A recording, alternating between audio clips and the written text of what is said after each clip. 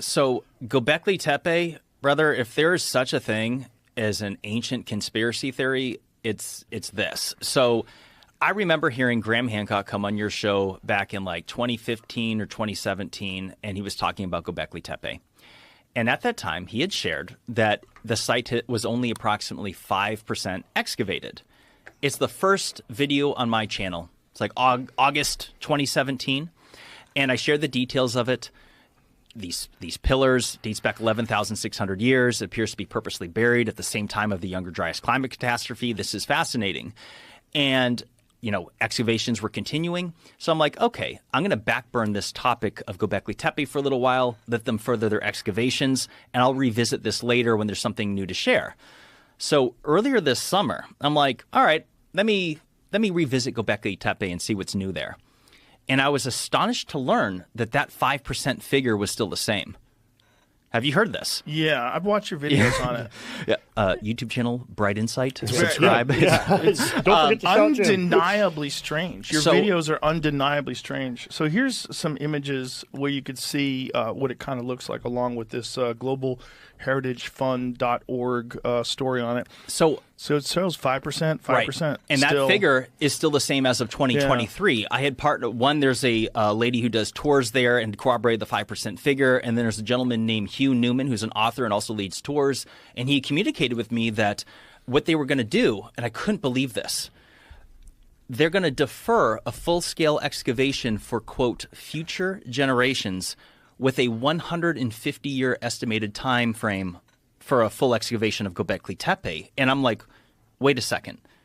Are you serious? Like, this makes no sense. We're talking about arguably not just the world's oldest ancient site, but arguably the most mysterious, because it's, like you were just saying, it's not supposed to exist.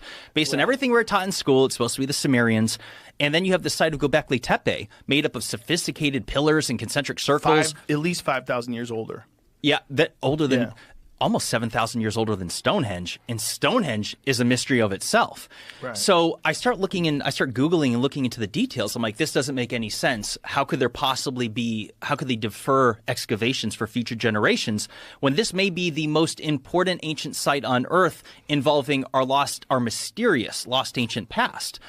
And so I started digging into this, and I couldn't believe what I found. So they were doing large-scale excavations, but that has since ceased. Just to clarify, they are still excavating Gobekli Tepe, but they have rolled and dialed back the large-scale excavations of the years prior, and they are focusing on conservation and tourism management of the site. And like I said, with a 150-year time frame, and I'm like, wait a second. I can't, and I have all the screenshots in that folder. Because of funding? Absolutely not. So not only have they never claimed that it's related to funding, but this is where things get bizarre, is that there's a Turkish conglomerate called the Doges Group, which consists of 250 companies within Turkey. It's a billion-dollar industry, and they're the ones that took over management and funding of the site back in 2017, and they announced this at all places, the World Economic Forum meeting in Davos. In 2016 is when they announced this partnership. Initial funding of $15 million. At that time, they set up the infrastructure for tourism. Roads, sidewalks, walkways, roofing platforms. And since then is when they dialed back the excavations. And I'm like, this makes absolutely no sense. So let me just be crystal clear here. It has nothing to do with funding, and they've never claimed it has anything to do with funding. But their excuses, they have said, one of which is that, well, we want to wait for future technologies to develop so we can more safely excavate the site. And I'm like, wait a second. Hold on a second. We're talking about pillars buried in dirt.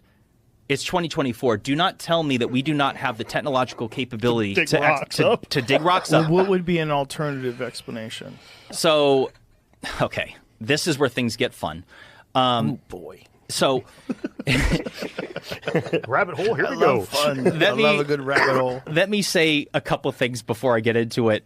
One of which is that them saying that they're waiting for a future technology to develop to safely excavate the site, I'm like, what type of magical shovel or pressure water hose are we talking about here? Vacuum, a dirt vacuum.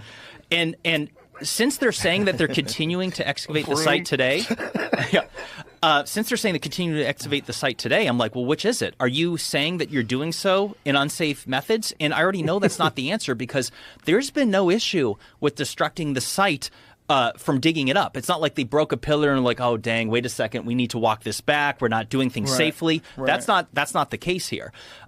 So there are a few explanations here. Okay, here's what I want to hear. So one of which is that the most logical explanation, this is the less conspiratorial one, which is that it has to do with money. You have this Turkish conglomerate of people that are saturated with members of the World Economic Forum. For example, the CEO of the Doges Group is a longtime member of the World Economic Forum. That may backburn the World Economic Forum for a half a second. They're business people. They took over the site, and it's all about money now. Back in 2019, Gobekli Tepe had approximately 19,000 visitors yearly. Now it's at 500,000. They're focused, if nothing else, they're just trying to bring revenue in. It's all about money. Yeah, they don't care about excavating the rest of the site. If they spend 15 more million, it's not going to bring 15 more million in revenue. Right. And they just want their money back. Okay. Right. Okay. But I'm like, well, that makes sense. It does make sense. To weigh in on that real quick, and also the mystery plays.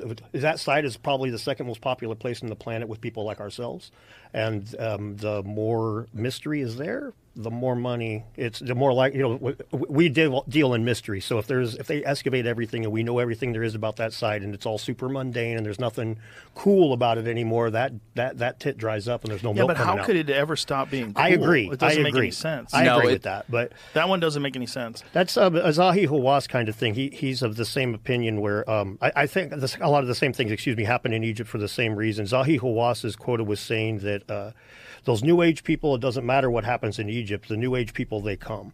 It's about tourism. Ever since the Arab Spring, tourism in Egypt's been lower. So I think a lot of the same, we're going to talk in a minute about the hidden chamber in the pyramid that they've located and still haven't excavated for whatever fucking reason. I think that might be part of it. If you want to get super mundane and not conspiratorial, it's just a simple. The tourists keep coming while there's a mystery there. As soon as we open that up, it's just an empty chamber. I don't buy that. Me I think either. The mystery of the structures themselves that we have completely excavated is just so fascinating. So let me be clear on Gobekli Tepe. It's somewhere between 5 and 10% excavated. Which means that. So it says some archaeological sites that where only 10% or less have been uncovered. None of which date back anywhere near remotely as old as Gobekli Tepe. And so just to put this into perspective, Gobekli Tepe, according to ground penetrating radar, consists of approximately 200 T-shaped pillars. Only 72 of them have been unearthed. And as of just a few years ago, they're dialing that back to fully excavate them, which again, the 150-year time frame. And I'm like, this is entirely unacceptable. There could be hidden answers about our lost ancient past waiting to be discovered on these pillars because all the pillars are trying to tell us some sort of story. They all have depictions, animals, all kinds of things on them. There's the shaman with the bag. Right. Which is very interesting. Right. We've seen that from the Sumerians. We've seen it in South America. The bag thing is very fascinating. It is. It's hotly debated. I'm sure. You could say maybe it's a tool bag. You could say maybe it's psychedelics he's got in that bag. Academics say it's just water. Water. It's a water bucket. You guys familiar with the work of Martin Sweatman? Excuse me? You guys familiar with the work of Martin Sweatman? Yeah. No, I am not. He's the one that he was on Ancient Apocalypse season 1 for a minute. He's the guy who made basically a star map of that pillar 43, and in his opinion, those 3 handbags at the top were 3 sunrises. And if that's the case, that would almost make sense because then like a picture of an Assyrian holding that would be like a holding of astronomical knowledge. Like this symbol could have been a symbol of knowledge of astronomy, which is one thing, honestly, about Gobekli Tepe. Could have been a book bag. It could have been a book bag. Right? It kind of makes sense. They probably had to travel around with their books. So here's the thing. That pillar, that's just one pillar out of 200. And here we are debating. We don't even know what it is. It's all conjecture. Pull that up, Jamie, so we can see what that pillar looks like. So this Gobekli Tepe situation is far more bizarre than we've described so far. I think the logical explanation, though, is that you have massive tourist revenue coming to see it as is. Why spend more money and excavate these things? I think that's the pillar. I think that's the most logical explanation, but it could be more insidious than that. Because So that's one pillar. That's pillar 43, the most debated one of them all, and there's approximately 128 more pillars that are still buried in the earth. What's that bird doing holding the earth? Dr. Martin Sweatman, his first paper on Gobekli Tepe's pillar 43, he's got Scorpio on the bottom. He believes that's Sagittarius, that's the sun, and if that's one. Basically, it's a star map denoting the time that the comet smacked the earth. Is what he believes. Each one of those V's, his latest paper on it, each one of those V symbols is a day. In his opinion, each one of those boxes is a month. And there is basically a full year denoting the whole thing, the way he's broke it down. It's very interesting stuff. And one of the things that's wild to me, when we talk about like the lack of further excavations, is almost every pillar we bring up has new symbology, new symbols, new iconography. If we're trying to find some sort of ancient proto-language or something, we need more symbols. We need more things on Earth. Sure. Yeah. And that's completely opposed by the mainstream archaeology. The idea that these guys had any sort of written language is fucking ridiculous. And what are the theories involved in, I know it's been theorized that it was purposely covered in dirt. It really looks like it. If you look at pictures of the excavation, it looks like it was all piled in with stones and dirt, because if it was some sort of natural event, it would have destroyed the pillars. The pillars are preserved. So it wasn't just blown in with dust. If you look at it's gravel, and like as Graham Hancock has explained, that Klaus Schmidt, the original excavator of the site before his untimely passing in 2014, the people that have worked the site believe it was intentionally buried. That is debated in academia today. But isn't there also carbon isotope dating of the ground soil that shows it's the same age throughout the entire whatever feet it is of the dirt that's covering it? And so it's very apparent that it was purposely buried. And what's interesting about that is that it coincides exactly with the Younger Dryas climate catastrophe. So if you want an alternative idea we could talk mudslides? No, because it would destroy those pillars. Knock them over at least. Yeah. I've seen that in Iraq with the statues. Right. So let's talk about this in a second. This is where things get wild. So that's before the excavation. This is an aerial photo from what year is this? That should be 2004. Or no, excuse me. That would be before 1994. Yeah. They started excavations in 1994, 1995. So that is when it was just dirt. Correct. Everybody thought it was just a regular hillside, which makes you wonder how many more are there out there. Well, they're finding dozens of other sites around Turkey that are all even over older. the place. And even older. Yes. So let me tell you a few different things about Gobekli Tepe. When you bring up pictures of the pillars, notice how they all annotate animals on them. Yeah. Now, this is a fun topic, and I have a few other things to share. One of which is that if you want to talk about reasons not to excavate it, I'll give you two possibilities. And this is just conjecture. I don't know what the answer is. Let me say this up front. But part of it could have a religious implication as well as a climate change implication. Let me start with that. So we know it is an established fact that the Younger Dryas climate catastrophe happened between 12,800 and 11,600 years ago. We know that there was vast changes in weather patterns throughout the northern hemisphere. The only part of it that's debated, and as well as near extinction events of many different mammals in North America, what we know is that something happened. Whatever it is what's debated, whether it's a cosmic impact, whether it's a pole shift, whether it's sun cycles, all kinds of conjecture all the way around. But when I mentioned the WEF, they are the biggest proponents of the man-made climate change narrative. They're the ones that want to get rid of gas-powered stoves. They want us to get rid of vehicles. They are pushing their initiatives around the world, and they believe that we're destroying the planet. I'm not saying they're entirely wrong, but I don't agree with their ways of going about it, but that's a side point. But here's the thing. When you look at the legend of Noah's flood and Noah's Ark and the flood, so I'm not suggesting that there was a flood that covered every mountain on Earth, and nor am I suggesting that there was a boat that housed every species of animal on Earth. However, if Noah's Ark existed, many believe that it was crashed onto Mount Ararat, which is also in Turkey. And something fascinating is that in the Bible, in Genesis 8:20, some of the first verses after Noah emerged from the flood, is that he was said to have constructed an altar to the Lord where he sacrificed some of every clean animal and some of every clean bird. Gobekli Tepe is in Turkey, and every single one of those pillars annotates animals. And some have suggested that it could be Noah's altar. Now, that could be one reason why they wouldn't want to excavate it, is because Turkey is an Islamic country, and if there was some Christian religious belief that was corroborated, they might not want that to happen. Another possibility is that the site itself might corroborate the Younger Dryas climate catastrophe. And when we're in a time frame where they don't like talking, academics, they don't like talking about cataclysms. They want to pretend they didn't happen. They want everything to be man-made climate change. Jericho in the Jordan Valley is absolutely intriguing. The massive tower there, which again dates back right to the end of the last ice age, a huge megalithic tower with the world's oldest known megalithic stairway that runs up inside it. So what's emerging as a result, if Gobekli Tepe hadn't been found, none of this would have happened. But it's led to a widespread interest in the whole area. So while excavation may have stopped at Gobekli Tepe or may have slowed down, it is continuing elsewhere across the region. And to be fair to archaeologists, we need to recognize that. Is the size and scale of Gobekli Tepe unique in comparison to the ones that are around it? Yes. So far, the ones that have been found, Gobekli Tepe is unique. And I think it's clear now that Gobekli Tepe itself was the end of a process, not the beginning of a process. It was something that it was a marker. It was something that brought together the best of everything that they'd accumulated and created it in one place and left it there, finally at the end burying it, sealing it as a time capsule, which then was untouched for more than 10,000 years before Klaus Schmidt opened it up in 1996.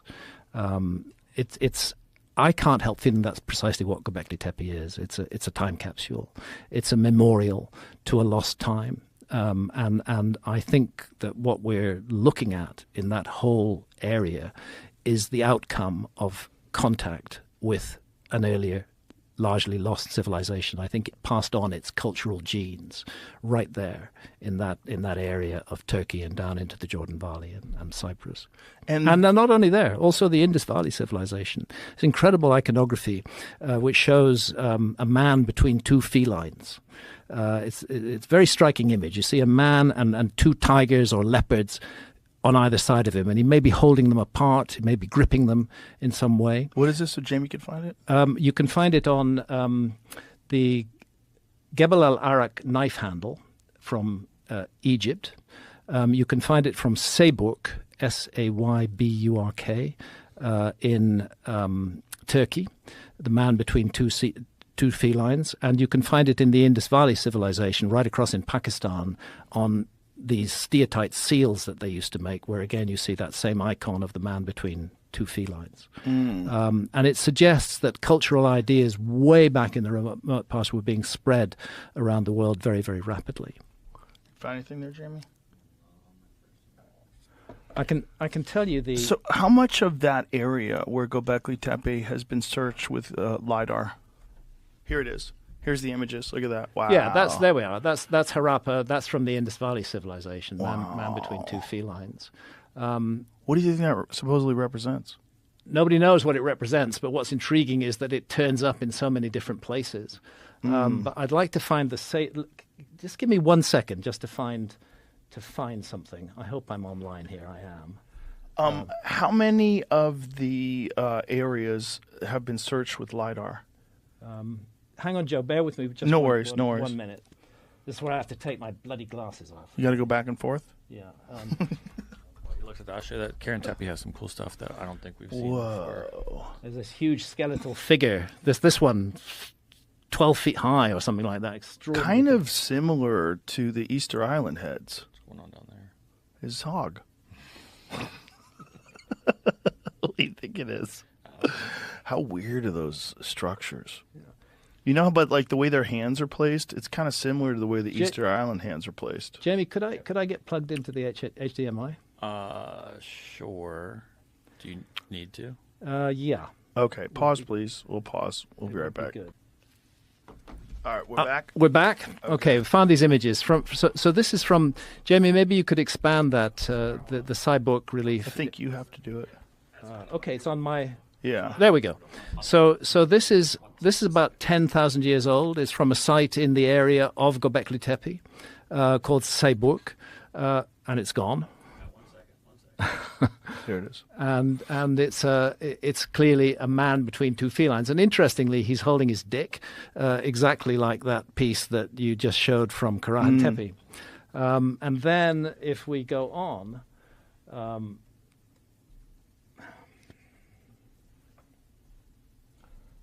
don't understand what I'm doing with this thing.